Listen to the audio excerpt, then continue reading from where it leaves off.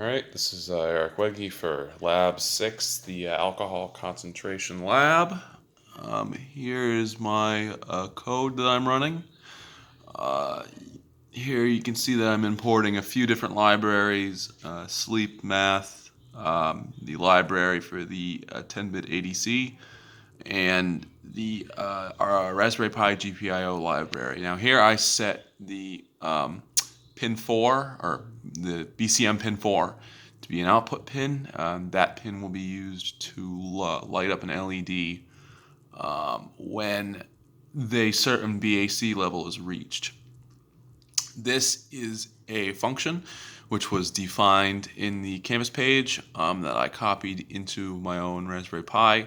And for each value in whatever its input is, it returns the value of a blood alcohol content based on an output voltage from the ADC. So the way this works is that this sensor here, which is the MQ3 sensor upside down, outputs some voltage, and then through a voltage divider goes into the analog to digital controller. It's an MCP 3008 10-bit ADC, and that ADC yields a value between 0 and 1, which corresponds to the voltage that is coming out of the MQ3 sensor. So this equation utilizes the input voltage, the second resistor in the voltage divider, divided by that value, that 0 to 1 value of 5 multiplied by 5 volts, and then the difference from that of the 20k ohm resistor gives a resistance value for the sensor. And then that is put through this calibration equation here based on the data found for the MQ3 sensor.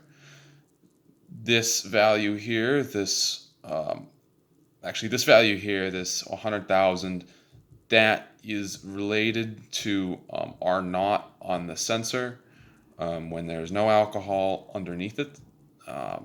This value tends to change fairly frequently. I'm not really sure why. I've seen it go anywhere between 60,000 and 110,000. So currently that number is 100,000. That's what I'm using. So if it changes from there, then I don't know. That minus 0.49 is another calibration value. That just sets it so that the BAC is equal to 0. So I've been running this code this entire time, mostly because I'm making sure that it's reset back to 0. So this DIN here is equal to channel 0 on the 10-bit ADC, and this is a preset I value for the print down there. So in a for loop, for every value of the BAC, there's that function, and then that's equal to, or it passes along an input where it's the channel 0 on the ADC, its values. It prints out I for the iteration, and then BAC, which is essentially the value that's returned here, this yield out of that equation. And that's the BAC of a person as if they were breathing out the alcohol vapor that's evaporating naturally over top of the glass. And then here I iterate the loop, so I plus equals 1. That just increments the value down there. And then here's the code that makes the LED light up. If BAC is greater than 0.08, the light lights up. Otherwise, it doesn't. And then it sleeps for 1 second. So this code has been running for about 5 minutes now. About 5 minutes now. And currently it's reading 0 or minus 0, which is approximately 0. So now what I'm going to do, this is a 3.5% isopropyl alcohol solution. The rest of it's water. I diluted this myself. Coming from a stock 70% isopropyl alcohol solution. And now, if I hold this underneath the alcohol sensor, that red LED lights up.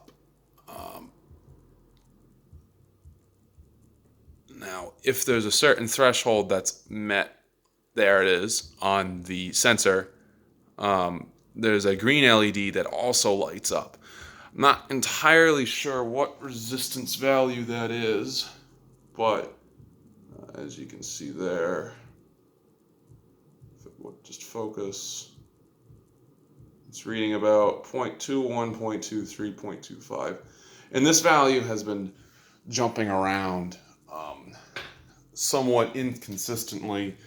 My plan for data collection is to just take about 15 or 20 points, holding that cup underneath the sensor, and then to average it.